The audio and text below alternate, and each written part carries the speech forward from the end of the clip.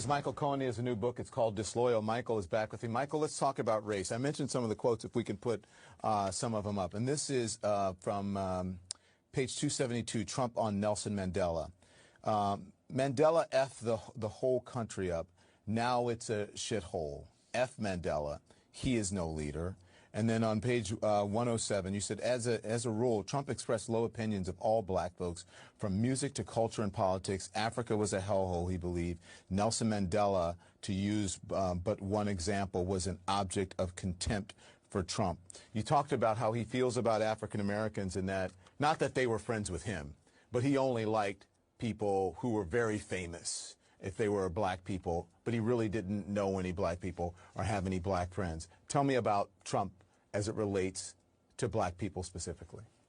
Well, let me say that there was also only one black employee in the entire Trump organization.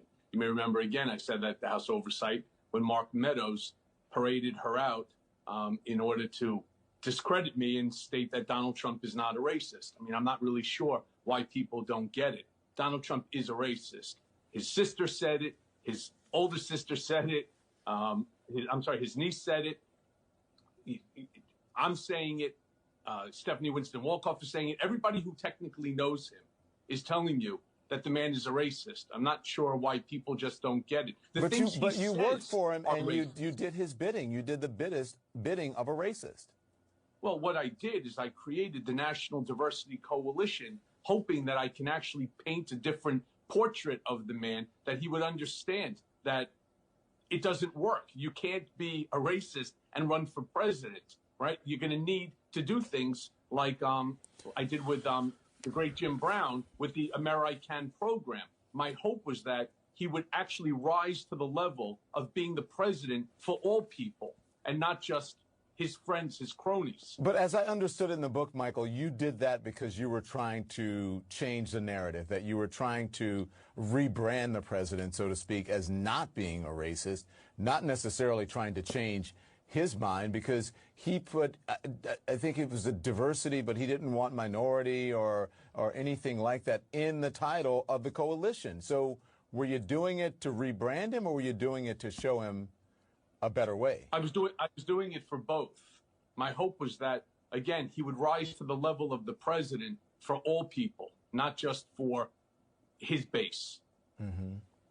So I wanted the stuff that you write about Obama. It was really just, it's amazing, because he has this fascination with Obama that he really deeply admires him, but he can't admit it to himself or publicly, so therefore he lashes out at the former president. And then just some of what he said about the former president. He said, you said when Obama, you talked about when Obama won against Mitt Romney and against even Hillary Clinton, that he could not stand it. It was an out-of-body experience for him, that he thought, this was about the Nobel Prize, but he thought that the universe was playing a cruel trick on him, because there is no way that a black man who was graduated magna cum laude, was the editor of the Harvard Law Review, that there's no way he could be president, that it must be an affirmative action hire or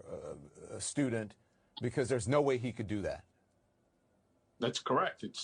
And where he started this, as of course being the chief of birtherism, he saw that it was appealing to a large population.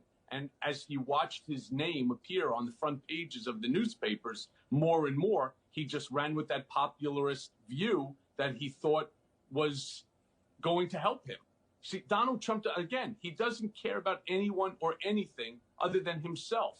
And his need to feed his ego is so great. He needed to see his name in the newspapers. He was willing to say whatever it took, even if he knows that it's racist and it's wrong. So he knew that there was nothing to the birther thing, because he said, of course. You said when he told you, as I recall from the book, he called up a reporter and said, I've got a team of investigators in Kenya and in Hawaii, and you wouldn't believe the things I'm coming up with. He just made it up, called a reporter. And you said, well, I don't believe we have anybody in those places. You want me to send someone? And he said, no, I don't care, because You think Obama, wait till this headline comes out, you think he hates me now. It doesn't matter what the truth is. It's his truth. But he knew it wasn't true. It's not true. We never sent anybody. He never sent anybody. He's too cheap to send anybody.